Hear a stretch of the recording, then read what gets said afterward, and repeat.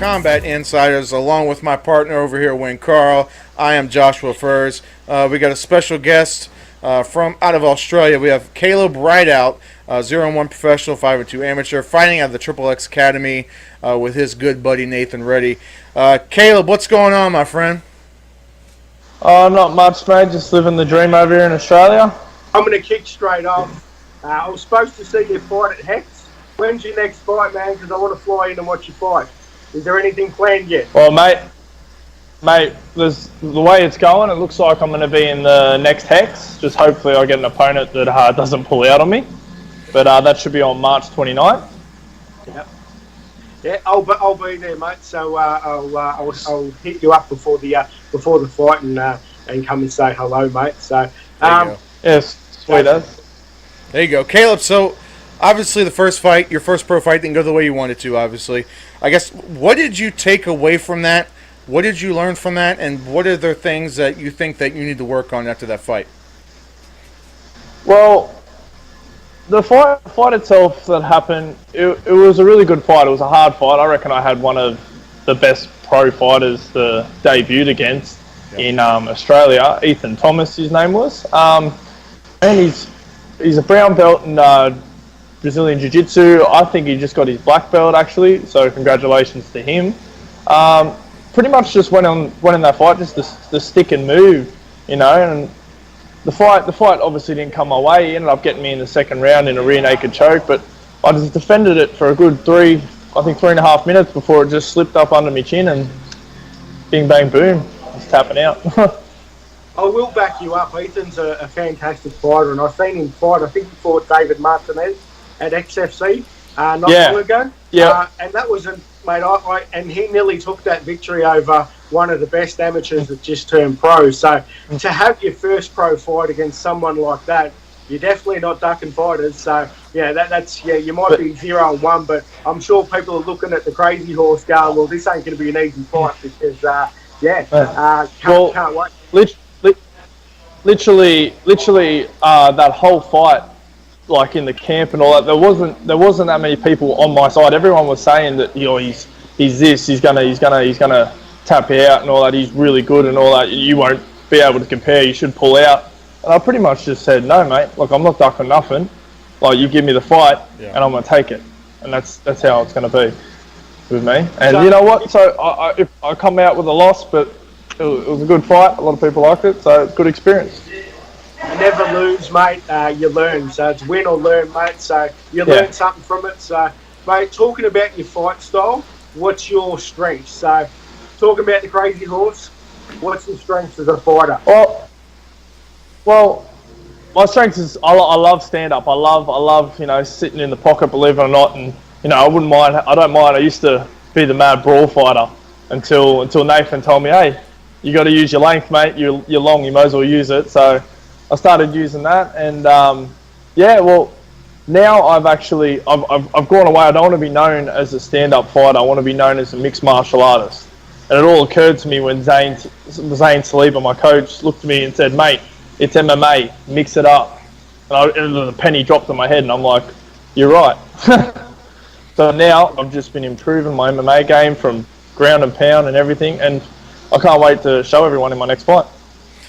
Speaking of Nathan Reddy, we talked to him, the last time we talked to him, he brought you up and said that, you're one of the biggest things, it's coming through that school right now. He really thinks you're really the next big prospect. I guess other than Nathan, who else helps you kind of get ready, for your fights and develop your skill set?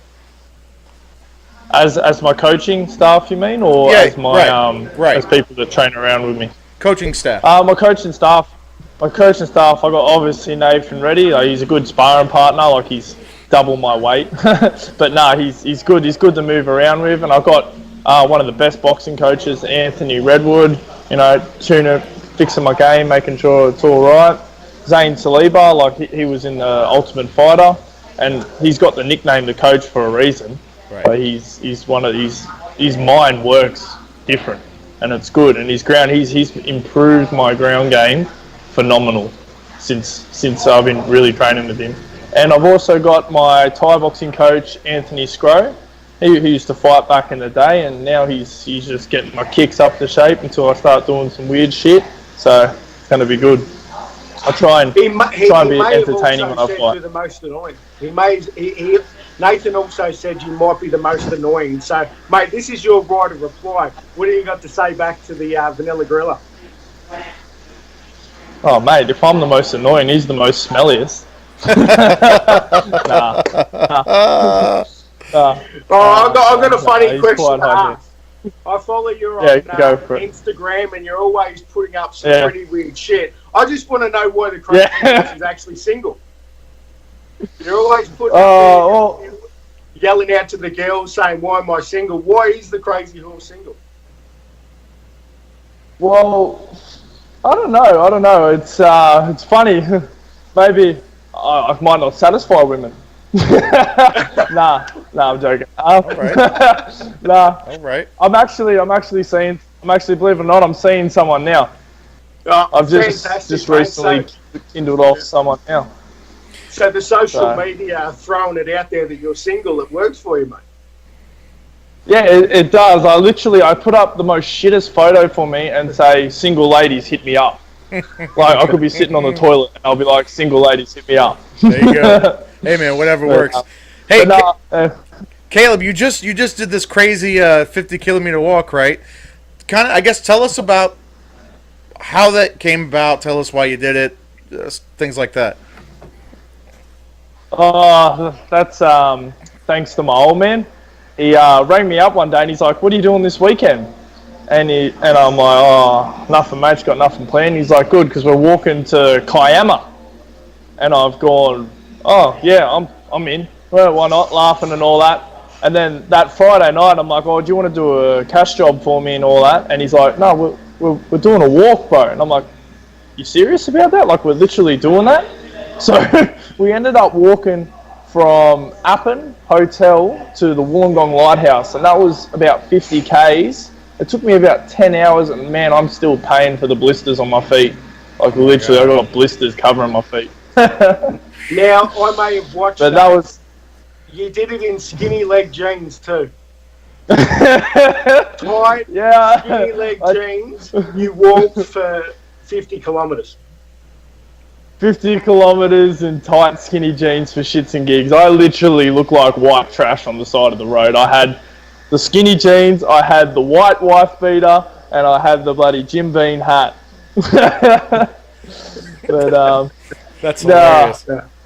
But the funny thing is, I had shorts in my backpack.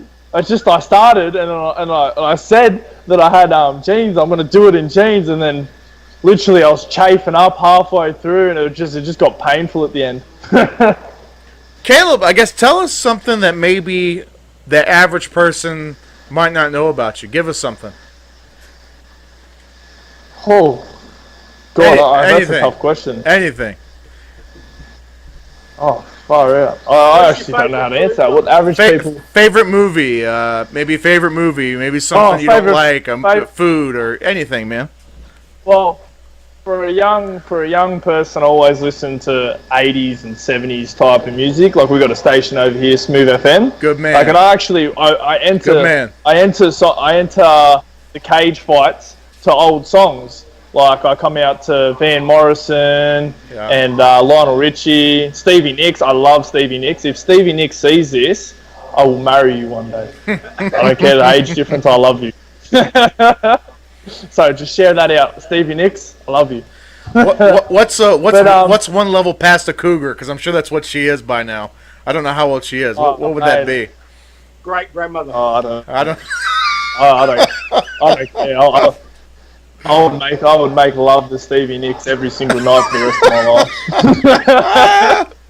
It took you a while to warm up, Kaleb, but I was waiting for something like that. I'm going to throw my rapid fire 4. Now, are you ready for this? Rapid fire 4. Blonde or brunette? Oh, can I have both? Who's your favourite? Mum or dad?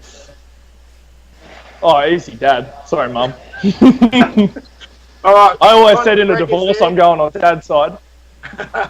So Conor McGregor walks into your gym. Are you going to punch him in the face, or are you going to drink a beer with him? Yeah, drink a beer with me, mate. I want money. I'll dead set. We'll spin off some mad business ideas. Imagine us two cut, mate. Who knows what we'll come up with? So last one, if you had to lose, not that you're ever going to lose again, but just say you needed to take another L, would it be a KO or a decision? KO, because I want to go out with a bang. I want to go out with a bang. Beautiful, mate. I want to go back to you, Josh. I think I skipped a couple of questions, but back up to you. Yeah, so I guess Kaleb, and this could be this next question. It could be anybody. It could be somebody famous, somebody local to you. What's your greatest inspiration fight-wise, and the reason why you kind of got into the game? Oh, see, it's a weird story. Like how I got into fighting, I was just training off season in NRL, and I was always the skinny kid that would top the tackle count in every game. Like I used to play lock, but I was tiny, and I would just tackle the house down. But I wanted to get bigger in the 18s and all that, and it turns out that I have the perfect body shape for mixed martial arts, and I just said, well, I enjoyed it way more than fighting because I get to punch people. It's fun. Yeah. But yeah. Right. Mate, UFC 234, are you flying in for it? No, actually I haven't flown into it, but I'll probably end up going to the pub with the old man and watching it. Or he'll be drinking the beers and I'll be drinking the water. Yeah, so Whittaker or Gastelum, mate, give us some tips. Who do you think's going to win? Mate, I'm going for Whittaker, 100%. I always back the Aussie, mate. Whittaker's got this, no doubt in my mind. What round and how? You know, I would actually like to be honest, to see the distance. I would love to see the distance in that fight. I reckon it's going to be a good fight. So, last one. You know what? And it plus. Oh man, I don't know, man. To be honest, but you know what? I hope Silver. You know, the old timer. I'm going for him. Going for the Silver. It's actually quite funny, Kaleb. We just recorded an episode of Combat Insiders, and the one thing that we were stuck on was Silver. And so pretty much exactly what you said. We hope he wins, and that's surprising because you know Izzy is from New Zealand, but Silver's the reason why most of us got into this sport. Obviously, you know I write about it because I can't fight. You fight, so and he's one of the reasons we'll watch it. That front kick that he done is iconic, and all the way down to him snapping his leg is iconic. Yeah. He's an iconic fighter, and that's what I love about Silva. And you know what? I hope he goes all right. To be honest, I really do. One of the biggest takeaways from that front kick he did the bell for, one of the things I'll never forget was like right on the microphone right after the fight. You know, Joe Rogan comes in and you know blah blah blah does the spiel, and he gives the credit to Steven Seagal. He's like, "Where did you learn to do that kick?" He's like, "Oh, Steven Seagal." And like I think Steven Seagal was there, and I'll never forget that. Man, I popped so loud when he got that front kick off. But it was mad. It was mad. Yeah, it was. Where can people, Kaleb? Where can people get a hold of you on social media? And I guess maybe shout out whatever sponsors or coaches or anybody you want to take the time. The floor is yours. Well, yeah, follow me on Crazy Horse MMA. I'm posting stupid shit every day of me and all that. And if you're going to follow, if you want to have the full story, follow Vanilla Gorilla as well, because he's pranking me. He made me run a K after my keys the other day. I don't know if any of you seen that. He stole my keys and made me run. But I like to thank Jim King Clothing. They're starting to get behind me and all that, and it's really good that they're trying to. I'm the only fighter that they sponsor, and it's good. They look after me, and it's good. And obviously, Triple X Fight Academy, they've backed me out the whole way. I've literally everything I know and am today is because of Triple X Fight Academy. All right, fantastic, mate.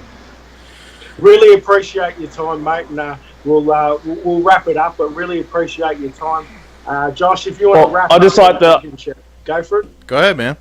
I just like to say thank you guys for having me on the show too, because this is my first ever interview besides the written one. I don't know you, Wayne, but you're a natural, man. I was a little bit nervous. You're a natural, man. I had like 16 coffees today. You're a natural, bro. You're a natural, brother. Thank you. You're a natural. No, for like he said, thank you for the time, man, and it was our absolute pleasure. And please come back again. Don't be afraid to stay in touch with Wayne, and whatever. Yeah. Come back again, man. We'll get you back on. But This may be the first one, Kaleb, mate, but the way that you fight, mate, and you know what, when you make it and your main event and all that sort of stuff, make sure you still let us, make sure you come back on our show, mate, because really appreciate your time. 100%. oh yeah, 100%. oh yeah. All right, guys. Well, that's Kaleb Rideout. Go check him out on social media. For Wayne, I'm Josh. We're Combat Insiders, and we're out.